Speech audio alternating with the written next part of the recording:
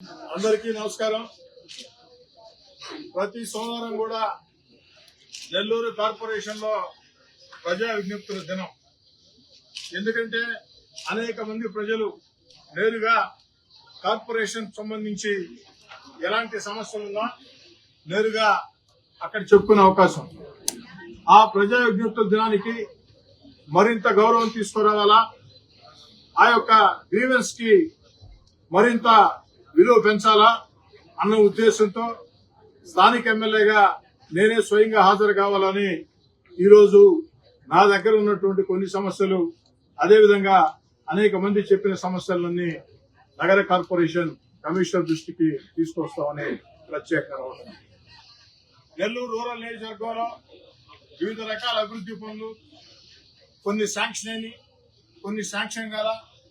ఏ sanction కాలేదో ఎన్నిసార్లు గతంలో అర్జీలు ఇచ్చామో ఆ అర్జీలు మళ్ళీ ఈ రోజు కమిషన్ కి ఇవ్వడం జరిగింది.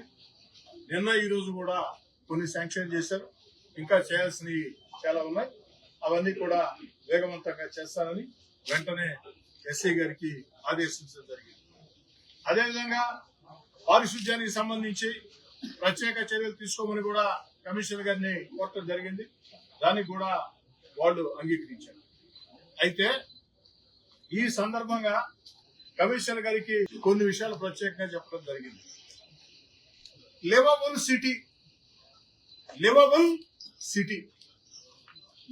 సిటీ అంటే నివాస యోగ్యానికి అనుకూలంగా ఉండే ప్రదేశం. నెల్లూరు ఎప్పుడు కూడా లివబుల్ సిటీయే. ఎందుకంటే నెల్లూరులో ప్రశాంతతకి మారుపేరు. నెల్లూరు ప్రశాంతతకి మారుపేరు. ప్రశాంతతనే నెల్లూరు ప్రజలు ఇష్టపడతారు. రౌడీలో, సంఘ వ్యతిరేక శక్తిలో, లేకుంటే అధికారులు దౌర్జన్యం చేస్తాం, భయభ్రాంతులకు గురి చేస్తామంటే నెల్లూరు ప్రజలు అంగీకరించారు. నెల్లూరు లివబుల్ సిటీగా ఉండాలని నా ఆకాంక్ష.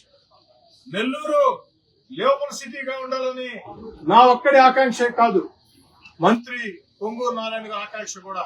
వారు తరచుగా చెప్తూ ఉంటారు లివబుల్ సిటీ అని. మంత్రి నారాయణ గారు చెప్పినా, నేను చెప్పినా నెల్లూరు లివబుల్ సిటీగా ఉండాలన్నదే మా ఆకాంక్ష. అయితే ఆ లివబుల్ సిటీ ఆశయానికి తూట్లు పొడుస్తూ నెల్లూరులో, ముఖ్యంగా నెల్లూరు రూరల్ నియోజకవర్గంలో కొన్ని సంఘటనలు జరుగుతున్నాయి.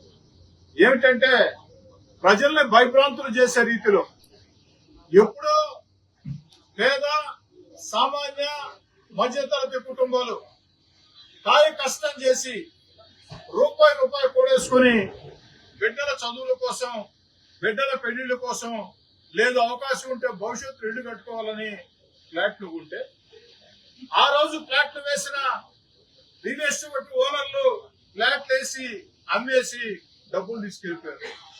ఆ రోజు రియల్ ఎస్టేట్ యజమానులు ఫ్లాట్లు వేస్తూ ఉంటే కొంతమంది అధికారులు వాళ్ళతో కొమ్మక్కయ్యారు, కొంతమంది రాజకీయ నాయకులు వాళ్ళతో కొమ్మక్కయ్యారు. అంతిమంగా ఆ రియల్ ఎస్టేట్ యజమానులతో కొమ్మక్కైన అధికారులు బాగున్నారు, వారితో కొమ్మక్కైన రాజకీయ నాయకులు బాగున్నారు, రియల్ ఎస్టేట్ యజమానులు బాగున్నారు. కానీ ఇప్పుడు ఆ రియల్ ఎస్టేట్ యజమానుల దగ్గర ఫ్లాట్లు కొన్నటువంటి సామాన్య మధ్యతరగతి కుటుంబాలు మాత్రం నానా బాధలు. ఎందుకంటే ఇల్లు కట్టాలంటే అనుమతి ఇవ్వం. అందుకే కమిషనర్ చెప్పడం జరిగింది, వెంటనే దానికి సంబంధించి ఆలోచన చేయండి. ఎవరో చేసిన పనికి వీళ్లు శిక్ష అనుభవించాలంటే అది సాధ్యం కాదు. ఖచ్చితంగా వారికి న్యాయం చేయాల, వారికి పెనాల్టీ వేసి, అది కూడా రీజనబుల్ పెనాల్టీ వేసి ఇల్లు కట్టే అవకాశం కల్పించాలి. ఆ పరిస్థితి ఒక ఇబ్బంది పడుతూ ఉంటే మరి కొంతమంది బిడ్డల చదువుల కోసం, పెళ్లిళ్ల కోసం ఆ ఫ్లాట్లు అమ్మాలంటే ఆ ఫ్లాట్లు అమ్మేదానికి, రిజిస్ట్రేషన్ చేసేదానికి లేదు అని చెప్పని నోడా నుంచి ఒక లేఖ రిజిస్టర్ కార్యాలయం. కానీ తమాషా ఏంటంటే ఎక్కడ రిజిస్ట్రేషన్ ఆగటంలా, రిజిస్ట్రేషన్ జరుగుతూ ఉన్నాయి. అయితే కొన్ని రిజిస్ట్రేషన్ ఆఫీసుల్లో ఆ కాగితాన్ని చూపించి, నోడా నుంచి వచ్చిన కాగితాన్ని చూపించి, ఇదో మీ ఫ్లాట్ రిజిస్ట్రేషన్ చెయ్యొద్దు అని నోడా నుంచి కాగితం వచ్చింది, నుడా నుంచి మీ ఫ్లాట్ రిజిస్ట్రేషన్ చేయొద్దని కాగితం వచ్చినా నేను రిజిస్ట్రేషన్ చేస్తున్నా కాబట్టి మామూలుగా నాకు ఇచ్చే లంచం రూపాయి అయితే ఇప్పుడు 3 రూపాయలు ఇవ్వాల. మామూలుగా ఇచ్చే లంచం రూపాయి అయితే ఇప్పుడు 3 రూపాయలు ఇవ్వాలని చెప్పని కొన్ని రిజిస్టర్ ఆఫీసుల్లో అధికారులు ఆ యొక్క సామాన్య కుటుంబాలని వేధించే పరిస్థితి. మరికొంతమంది కరెంట్ అధికారులు ఆ కాగితాలు తీసుకొని ఏది మన నుడా నుంచి వచ్చినటువంటి కాగితం తీసుకొని కరెంటు కనెక్షన్ కట్ చేయండి, ఆ కాగితం తీసుకొని ఆ ఇళ్లకాడికి వెళ్లి ఇళ్లలో కాపురం ఉండేవాళ్ళ దగ్గరికి వెళ్లి మీ ఇంటికి కరెంటు కట్ చేయమని నుడా నుంచి కాగితం వచ్చింది, మీ ఇంటికి కరెంటు కట్ చేయకుండా